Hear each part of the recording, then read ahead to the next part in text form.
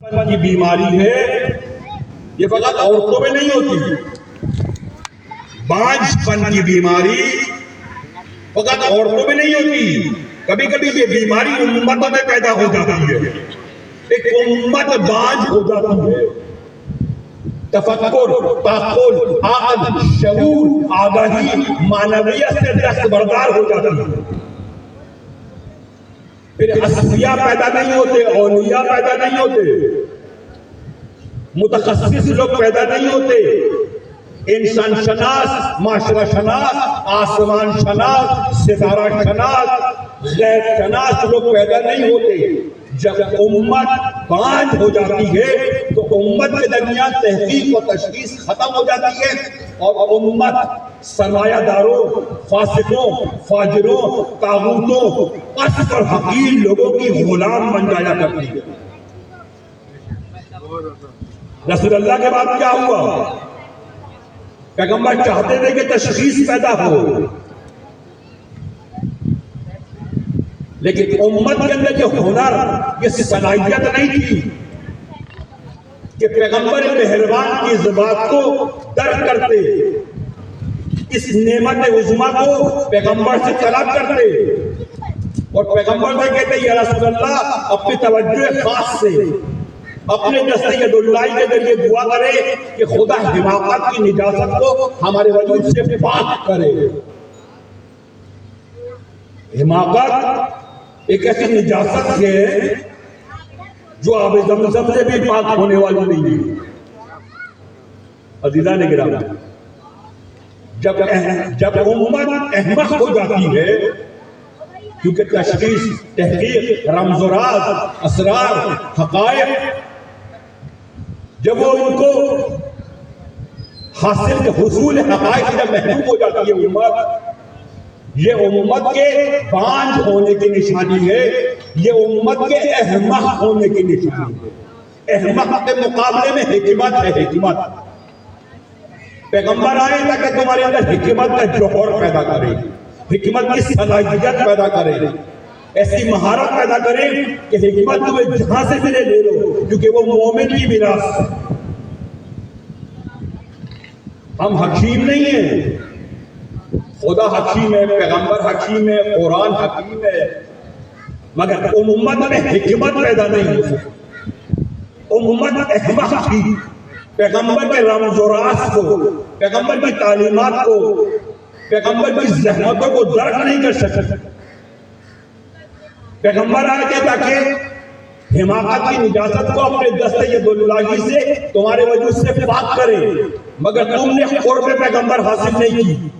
پیغمبر کی حدیثوں پہ غور و فکر نہیں کیا، تدبر و تعقل نہیں کیا، بلکہ شیطان کی محبت میں اس قدر غرق ہو گئے کہ حکیم آئندہ کو پہچاننے سے قاصر ہو گئے. جب کوئی انسان، کوئی امت پیغمبر کے ہاتھوں تربیت یافتہ نہیں ہوتی، وہی امت پھر شیطان کے ہاتھوں ابلیسی، شیطانی نجاست کا گڑھ قرار پاتی. آپ دیکھ لیجئے، اور چیزیں ذرا دیکھیے، ذرا سیر فی الارض، ایک تاریخ کی سرزمین میں سیر کرو، اللہ دیکھو کہ ہوا کیا پیغمبر کے ساتھ. پیغمبر نے کہا کہ یہ علی حکیم ہے. ہم نے علی کی طرف توجہ نہیں کی. ہم نے کہا حسن و حسین حکیم ہے، یہ تمہاری تربیت کرنے آئے ہیں، یہ تمہیں حماقت کی نجاست سے پاک کرنے کے لیے آئے ہیں. امت نے حکومت کی طرف نگاہ نہیں کی، ولایت سے متمسک نہیں ہوئے، دامن ولایت سے اپنے آپ کو آراستہ پیراستہ نہیں کیا. پھر کیا ہوا کہ دامن شیطان سے آراستہ پیراستہ ہو گئے. جب کوئی شخص امامت کے ساتھ ارتباط نہیں کرتا تو خود بخود وہ شیطان کی ارتباط میں آ جاتا ہے، شیطان سے تعلق پیدا کر لیتا ہے. جب تم اہل بیت سے اپنے تعلق کو پیدا نہیں کر پائے اور اس دریائے الہی سے سیراب نہیں ہو پائے اور اس کوثر معنوی کو اپنے وجود میں اتار نہیں پائے، کاش وحسرت علی ما فرطت فی جنب اللہ.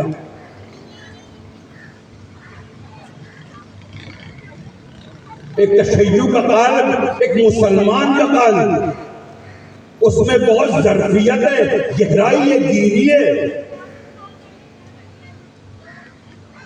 پیغمبر چاہتے ہیں کہ قلب مسلمان اور قلب مومن کی تشنگی کو دور کریں.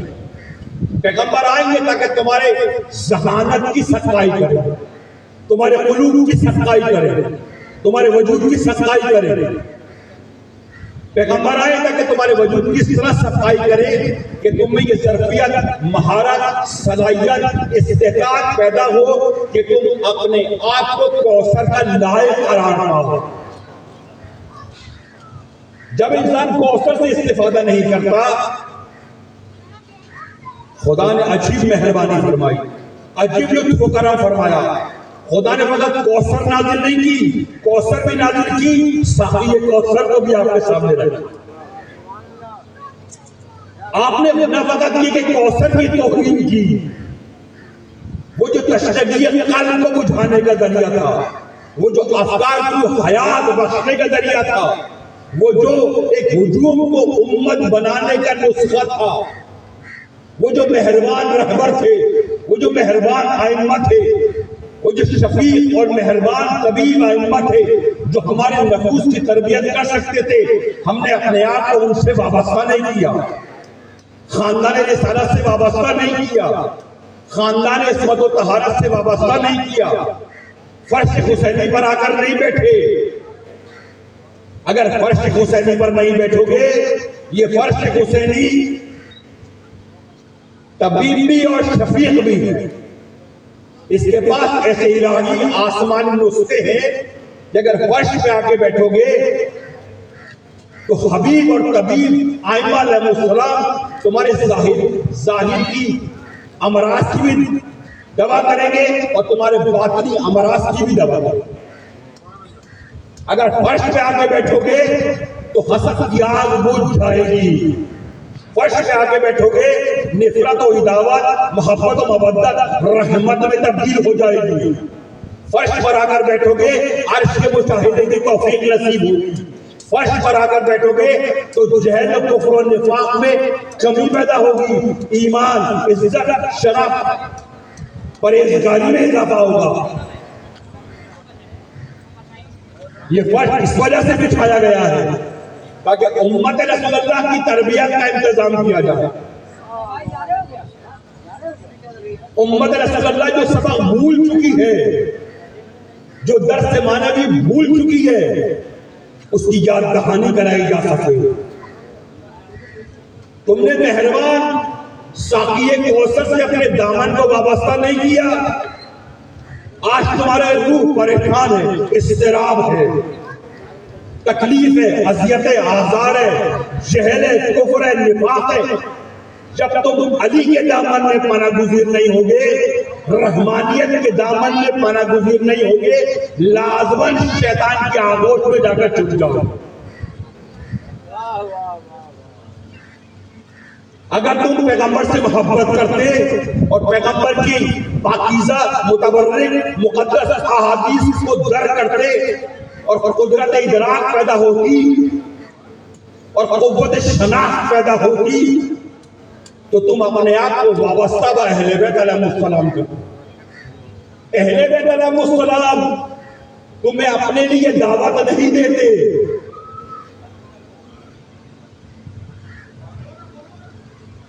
پیغمبر و اہل بیت کی دعوت اپنی ذات کے لیے نہیں ہے. اہل بیت کی دعوت تمہیں غلام بنانے کے لیے نہیں ہے، تم پر ریاست و حکومت کرنے کے لیے نہیں ہے. اہل بیت علیہ السلام کی دعوت تمہیں طاغوتوں سے، فاسقوں سے، فاجروں سے اور جعلی مقدسین سے نجات کی دعوت ہے. اہل بیت علیہ السلام کی دعوت تمام بشریت کے لیے ہے، تمام انسانوں کے لیے ہے. کون لوگ ہیں جو وابستہ دامن عصمت و طہارت ہیں؟ یہ پناہ گاہ ہے، یہ فرش پناہ گاہ ہے. یہاں پر دست شیطان پہنچتا نہیں ہے. یہاں پر مکرو فاسق اور فاجر لوگوں کی دسترس نہیں ہے. اس فرش پہ عزیز من خاکی بھی آتے ہیں, اخلاقی بھی آتے ہیں.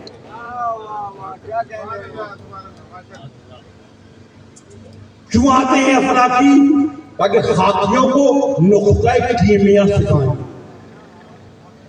ان کو قوت پرواز عطا فرمائیں, ان سے کہیں کہ یہ فرش ثواب کے لیے نہیں بچھایا, یہ فرش پرواز کے لیے بچھایا گیا ہے, پرواز کے لیے بچھایا. عزیزان من, اس حساس نقطے کو سمجھنے کی کوشش. حضرت زہرا کے ساتھ کیا ہوا امت جانتی ہے. یہ امت کی مجرمانہ خاموشی نے امت کے جہل, حماقت, نجاست اور کثافت نے خود اپنا نقصان کیا. حضرت زہرا جو خدا کی لامحدود سلطنت کی تنہا ترین وارث ہے, سوچو میں کیا کہتا ہوں. حضرت زہرا ایک باغ کے لیے نہیں آئی تھی, ایک کرکے کے لیے نہیں آئی تھی. حضرت زہرا شیطان کی غلامی سے امت کو آزاد کرانے کے لیے آئی تھی.